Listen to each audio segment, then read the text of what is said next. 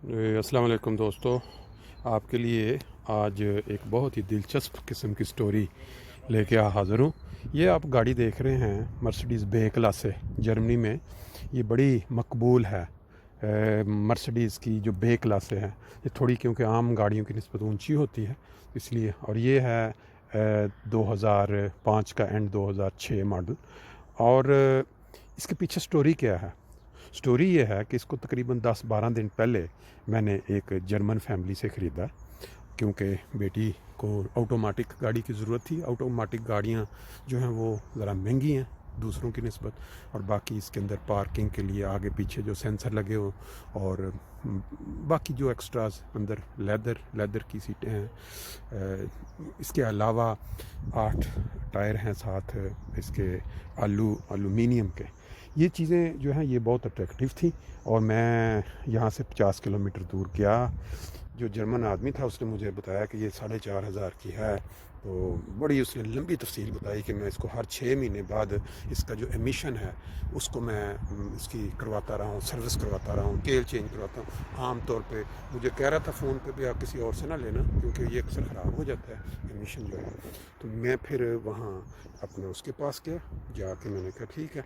जब जाके हम देखी, थोड़ा सा डाउट हुआ देखते हुए, लेकिन ये है कि मैंने फैसला किया कि ले लेता हूँ। उससे कुछ पैसे बातचीत करते कम भी करवाए, लेकिन ख़रीदने के बाद जो है मैं आपको बताता हूँ कि ख़रीदने के बाद उसने मुझे साथ वो दूसरे टायर भी दे दिए।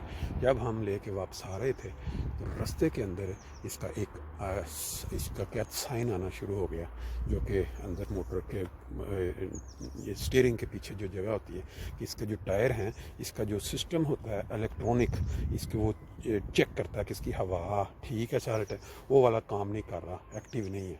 मैंने कहा चलो ये छोटा मोटा काम होगा। लेकिन चलते रास्ते में फिर थोड़ी देर के बाद उसके ऊपर एक और साइन आना शुरू हो गया, ESP। ये कोई इलेक्ट्रिक सिस्टम होता है जिसके साथ गाड़ी का जो बर्फ़ वगैरह अगर पड़ी हो, टायर फिसलने का खतरा हो, वो वाला साइन। मैंने कहा शायद मामूली बात है, कोई बात नहीं है, ये छोटे मोटे इलेक्ट्रिक सिस्टम, कोई चलती गाड़ी चल रही है 140-150 पे।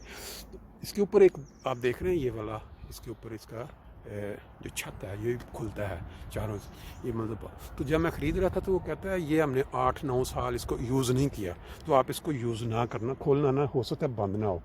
जब भी आप गाड़ी ख़रीदें और कोई बंदा ख़ुद आपको ये कह रहा हो बेचते वक्त कि भाई ये वाली चीज़ मैंने इस्तेमाल नहीं की, तो आप इसको ना यूज़ करना, ये पहला साइन है उसके अंदर डाउट आने में। क्योंकि नॉर्मली ये गाड़ी का हिस्सा है, वो इस्तेमाल क्यों नहीं किया?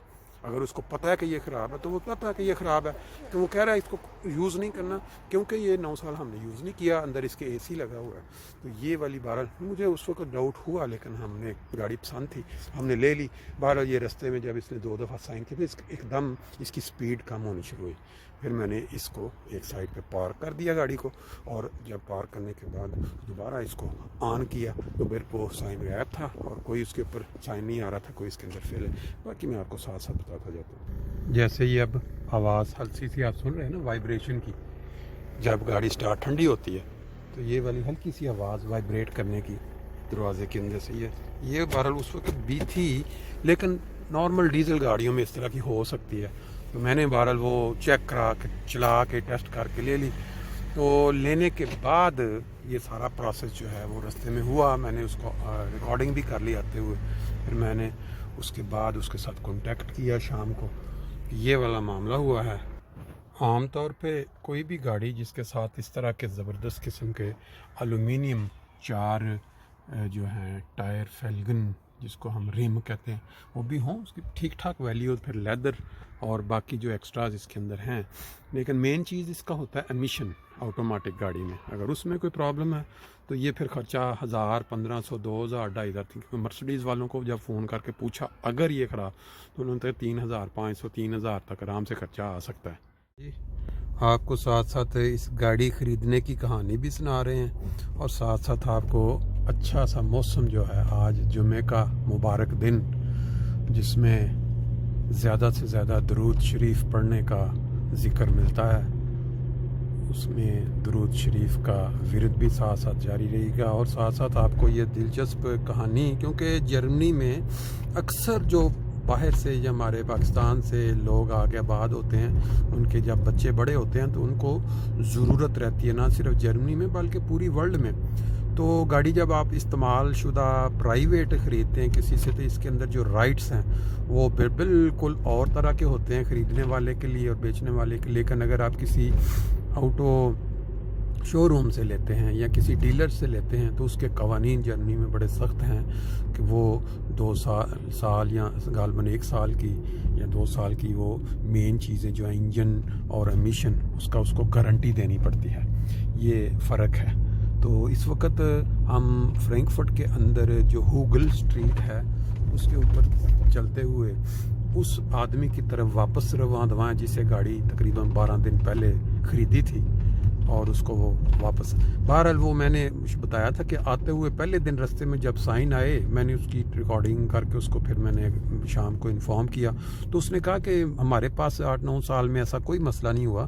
تو میں نے کہا کہ ہو سکتا ہے کہ موٹر وے پہ پہلی دفعہ گئی ہو گاڑی جس وجہ سے یہ پرابلمس آ رہی ہیں. تو بہرحال وہ جو بات چیت ہوتی ہے نا کسی بیچنے والے کے ساتھ، اس سے آپ کو اندازہ ہو جاتا ہے کہ وہ آدمی جو گاڑی بیچ رہا ہے کتنا تیز تراز آدمی ہے، یا جس طرح اکثر جرمن سادہ اور سمپل ہوتے ہیں، یا جو بھی دوسرے ممالک میں گورے، مجھے باقیوں کا تو اندازہ نہیں لیکن جرمن میں تو وہ پتہ چل جاتا ہے کہ بندہ صحیح بات بتا رہا ہے یا کوئی چیز چھپا رہا ہے. تو وہ جب اس نے وہ چھت والی بات کی تو اسی وقت سے دماغ میں یہ بات آئی کہ اگر یہ 9 سال سے استعمال نہیں کیا تو اس کو کیسے پتہ ہے کہ یہ اگر استعمال کھولا تو یہ بند نہیں ہوگا. بہرحال یہ ایک تو میں نے جب کو کہتا نہیں آپ اس کا ہمارے ساتھ کوئی مسئلہ نہیں ہوا، تم دیکھو ہو سکتا ٹھیک. میں پھر کیا ایک ورکشاپ میں فون کر کے پوچھا، تو کبھی ہوتا یہ تھا کہ کبھی اس کا سائن آ جاتا تھا یہ اوپر کہ اس کا ٹائر فنکشن وہ کام نہیں کر رہا، چیک کرنے والا ہوا، اور دوسرا پھر وہ ASP کا جو سائن تھا جب وہ آ جاتا تھا تو گاڑی جو ہے وہ پوری فل پاور نہیں لیتی، کیونکہ ان گاڑیوں میں یہ سسٹم ہے کہ اگر کوئی اس طرح کا سائن آئے، گاڑی زیادہ تیز چل رہی ہو، تو وہ گاڑی جو ہے وہ آٹومیٹکلی نوٹ رننگ پہ چلی جاتی ہے، جو آٹومیٹک امیشن والی، تو اس سے وہ پوری ریس نہیں لیتی. پھر آپ ایک دفعہ گاڑی کو بند کرتے ہیں، پھر آن کرتے ہیں، پھر وہ دوبارہ اس کو ڈیلیٹ کر کے وہ اندر جو نظام اس کے کمپیوٹر میں پھر وہ نارمل چلنا شروع ہو جاتی ہے. دیکھیں جی فرینکفرٹ گنہائم کا یہ ایریا ہے. یہ جو آپ کے سامنے بڑا سا ایک چبوترا یا مینار کہہ لیں، یا اس کو ایک ٹرم ہم اس کو جرمن میں کہتے ہیں، یہ والا آپ دیکھ رہے ہیں، یہ بہت پرانا ہے جرمنی میں، اور اس کی اونچائی بھی کافی زیادہ ہے. یہ کسی زمانے میں جرمنی میں فرینکفرٹ میں اس کے اندر ریسٹورنٹ، اور سننے میں آیا کہ کبھی ڈسکو اوپر بنا ہوتا تھا، لیکن بعد میں پھر انہوں نے اس کو حفاظتی تدابیر کے تحت بند کر دیا. اب صرف اوپر وہ اینٹینے لگے ہوئے ہیں ڈفرینٹ. اچھا، بات جو چل رہی ہے وہ یہ گاڑی کی خریدنے کی اور پھر واپس کرنے کی. تو میں نے اس کے ساتھ جب 1-2 دفعہ فون کر کے اس کو بتایا کہ بھئی اس کے اندر یہ والا مسئلہ کبھی آ جاتا ہے کبھی، تو کہتا ہے ٹھیک ہے کوئی بات، تم چیک کرا لو. میرا بھی خیال تھا کہ معمولی کام ہوگا، تو کسی دوست نے کہا کہ آپ یہ چیز منگوا لو، یہ منگوا لو، تو میں اتنے پیسے میں ڈال دوں گا. پھر ایک مکینک ہے جو کہ ٹیکسیاں جو مرسڈیز چلتی ہیں ان کا اکثر نا ایک آٹومیٹک امیشن جو تیل چینج کرتا تھا، اس کو میں نے فون کیا، بتایا کہ یہ B کلاس ہے تو میں نے خریدی. وہ کہتا ہے اس کے اندر جو ہے ایک کوڈ ہوتا ہے اس کی امیشن کے اوپر لگا ہے نا چابی، وہ صرف مرسڈیز والے کر سکتے ہیں، عام بندہ وہ جو ہے نا نہیں کر سکتا. تو وہ ادروائز وہ آپ کھول کے دوسرا ڈال دیں گے تو وہ گاڑی بند ہو جائے گی، چلے گی نہیں، جیسے اس کو سیف کہتے ہیں کوڈ. بہرحال اس نے جب یہ بتایا تو میرا جو پلان اس سے پہلے بنا تھا کہ میں اس کو جو کاسٹ اس کے اوپر آنی تھی 400-500 یورو وہ لگا کے، تو وہ کہہ رہا تھا آدھے میں دے دوں گا تو تم گاڑی رکھو. میں نے اس کے ساتھ یس بھی کر دیا کہ ٹھیک ہے میں کروا لیتا ہوں تو تم پیسے بھیج دینا. کہتا ہے گاڑی اپنے نام کروا لو، نمبر پلیٹ، تو پھر میں تمہیں وہ پیسے بھیج دوں گا. تو میری اپوائنٹمنٹ تھی 22 کو.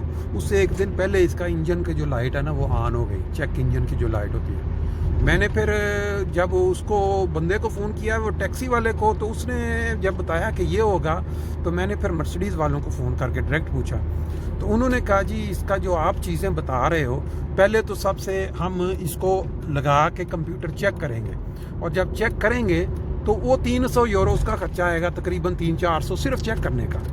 اچھا جی، میں نے کہا ٹھیک ہو گیا، 300-400 چیک کرنے کا، کیونکہ وہ نقص ہم پہلے اس کا فیسٹ اسٹیلن کریں گے، اس کو نکالیں گے نقص کو کہ کیا ہے، پھر اس کے بعد جو تم بتا رہے ہو اگر یہ ہے تو پھر اس کے اوپر تقریباً 3000 سے اوپر خرچہ آئے گا یہ ڈالنے کے۔ بہرحال میں نے پھر اس بندے کو جس نے مجھے بیچی تھی، میں نے اس کو کہا کہ ٹھیک ہے، میں نے تمہارے ساتھ بات کر لی تھی کہ میں کروا لیتا ہوں کام آدھے آدھے پیسے، لیکن یہ جو بتا رہے ہیں نا، کیونکہ اس کے اوپر تو یہ بہت زیادہ مہنگا، بہت مہنگا خرچہ ہے، تو اب کیا کرنا ہے؟ کہتا ہے یار مجھے نہیں پتا کہ کیسے ہو گیا ہے، میرے علم میں تو یہ نہیں تھا، کبھی نہیں ہوا پہلے۔ میں نے کہا میں نے گاڑی تم سے خریدی ہے، پہلے دن ہی سائن آنے شروع ہو گئے۔ مجھے کہتا ہے اگر 15 دن کے بعد آتے تو پھر تم کیا کرتے؟ 15 دن کو میں نے اس سے یہ بھی ایک چیز اندازہ لگایا کہ آدمی جو ہے اس کو پتہ ہے، نالج ہے کہ اگر بندہ پرائیویٹ گاڑی خریدتا کسی سے اور 15 دن رک کا بے ریسٹ، یعنی آپ واپس کر سکتے ہو گاڑی، یہ عموماً یہ کہا جاتا ہے یہاں جرمنی میں، تو اگر وہ گزر جاتے تو پھر میرے پاس رائٹ۔ بہرحال پھر میں نے جب اس کو وہ اس کی ریکارڈنگ سنائی، وہ جو بندے کے ساتھ بات ہوئی تھی کہ گاڑی کا یہ اس کے اوپر کوڈ لگا ہوتا ہے، یہ نہیں آپ کر سکتے، تو میں نے پھر وہ کہنے لگا اچھا ٹھیک ہے تم اس طرح کرو کہ گاڑی جو ہے نا واپس پہنچا دو ہمیں۔ تو میں نے اس کو کہا کہ بھئی گاڑی میں چلا کے آؤں، اگر نقصان ہو جائے، کہتا نہیں تم آرام سے ایسا لے آؤ، تو پھر اس کو لیکن آنا دوپہر کے ٹائم، پچھلے ٹائم نہیں۔ کہ وجہ اس کی کیا ہے کہ میں شام کو چھٹی ہوتی نہیں، وہ ہم اس کو گاڑی کو لے کے جائیں گے کسی جو اس کا جو کرتے ہیں نا گاڑی کا کوئی ایکسیڈنٹ کے بعد اس کی چیکنگ کرتے ہیں کہ گاڑی کو کوئی نقصان کون سا ہوا ہے، یا ہم یہ جو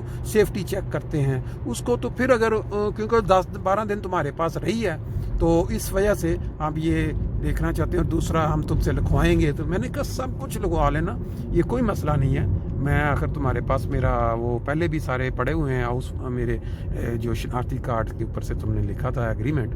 تو بہرحال ابھی میں یہ گاڑی 10-12 دن کے بعد واپس دینے جا رہا ہوں، اب جا کے وہاں کیا ہوگا، وہ جرمن آدمی میرے ساتھ کیا سلوک کرتا ہے کہ وہ میرے پیسے پورے واپس دیتا ہے یا نہیں دیتا ہے۔ عام طور پہ جرمنی کے اندر یہ ہوتا ہے کہ عموماً لوگ جو چالاک ہوتے ہیں، جن کو پتہ ہو کہ گاڑی میں کوئی نقص ہے، وہ اس کا فائدہ اٹھاتے ہیں کہ پرائیویٹ وہ جب بیچتے ہیں، کہتے ہیں پرائیویٹ میں اکثر لوگوں سے یہ سننے میں آیا کہ پرائیویٹ جو چیز خریدی گئی ہے، وہ خریدنے کے بعد آپ ادھر سے نکل آئے ہیں، رستے پہ کوئی موٹر خراب ہو گئی ہے، وہ کوئی چکر نہیں، کچھ نہیں ہو سکتا، کیونکہ ادھر کا جو قانونی کارروائی ہے عدالتی یا قانونی، وہ اتنی لمبی اتنی لینگتھی ہے کہ وکیل بھی پہلے کہتے ہیں 5000 کی گاڑی ہے تو 5000 کے اوپر کم از کم مجھے رکھو نا 500 یورو پر ہزار کے 500 یورو فیس رکھو، پھر میں خط لکھوں گا۔ ان کی کوئی ہوتی ہے کہ جتنے کی گاڑی اس کے حساب سے انہوں نے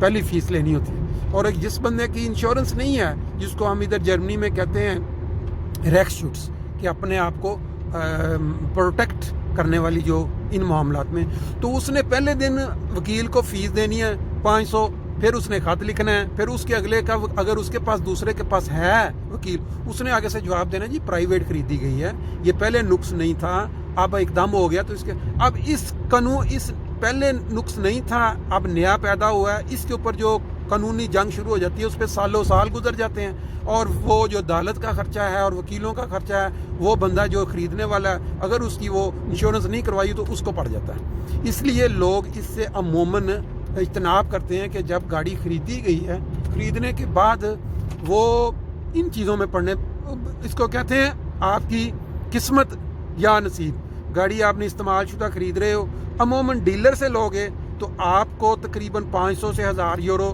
اس گاڑی کی زیادہ پرائس دینی پڑے گی۔ اگر یہی گاڑی میں کسی ڈیلر سے لیتا تو مجھے اگر یہ 4000 کی ملی ہے تو مجھے 5000 میں ملتی، اور اس میں وہ گارنٹی اس طرح کہ انہوں نے پہلے چیک کرتے ہیں گاڑی کو، پھر اس کا سارا پھر وہ دیتے ہیں، اور گارنٹی بھی وہ انہوں نے اپنی انشورنس کروائی ہوتی ہے کسی دوسری کمپنی کے آگے کہ اگر نقص ہوا تو یہ والا جو وہ کچھ پیسے وہ دیں گے، کچھ ڈیلر دے گا، وہ کام کروا دیتے ہیں۔ لیکن پرائیویٹ میں یہ چیز نہیں ہوتی، قیمت کچھ کم ہو جاتی ہے۔ لیکن جرمن لوگ عموماً اس معاملے میں پھر بھی کچھ تعاون کرتے ہیں، کہ بھئی ٹھیک ہے اگر یہ نقص، کیونکہ وہ جھوٹ والا جہاں معاملہ ہے، بے ایمانی والا جہاں معاملہ ہے، دل کے اندر وہ کرود، دل کے اندر کوئی بے ایمانی، جس طرح کے گاڑی کے اندر نقص ہے، مثال کے طور پہ آپ کو اس کو پتہ تھا کہ گاڑی خراب ہے اور اس کے اوپر اتنے پیسے لگنے ہیں، تو وہ اس کا ایک کمپیوٹر کے ذریعے اس کا وہ نقص ڈیلیٹ کروا کے وہ کسی بندے کو بھیج دے گاڑی، اور اس کے بعد کہے کہ یہ تو ہے ہی نہیں تھا. تو عموماً لوگوں کو یہی ہوتا ہے کہ یار ہو سکتا ہے کہ ابھی نیا نقص پیدا ہوا، اب کیا کریں، پھر قسمت خراب تھی، چلو جی پیسے لگاؤ. یہ جو میرا بتانے کا مقصد یہ ہے، یہ ساتھ ساتھ آپ کو نظارے بھی دکھا رہا ہوں فرینکفرٹ کے. اب اس موٹر وے 5 نمبر پہ ہم جا رہے ہیں، ابھی ایئرپورٹ آئے گا، پھر اس کے ساتھ ہم دوسری مائنز والی سائڈ پہ نکلیں گے. یہ نیڈر ہارٹ کا علاقہ ہے جو انڈسٹریل ایریا ہے. تو اب بہرحال یہ بڑی دلچسپ معلومات اس لیے ہیں کہ اکثر لوگ جب گاڑی خریدتے ہیں، اگر وہ ڈیلر سے لیں گے تو ان کو یہ گارنٹی آٹومیٹیکلی ہوگی، باوجود اس کے کہ ڈیلر جو ہے وہ لکھنے کی کوشش کرتا ہے بعض اوقات کہ بھئی یہ گاڑی جو ہے اس کی میں گارنٹی نہیں دے سکتا، پرانی ہے، یہ ہے وہ. لیکن یہ قانون ہے کہ اگر ایک ڈیلرشپ کی دکان ہے تو اس کا وہ ہے ہی ہے وہ اس میں، لیکن یہ الفاظ نہیں لکھنے چاہیے کہ یہ گاڑی مکمل ڈیمیج ہے، انجن اس کا خراب ہے، وہ لالچ میں آ کے قیمت کم لکھوانے کے لیے یا اس کے توڑوانے کے لیے.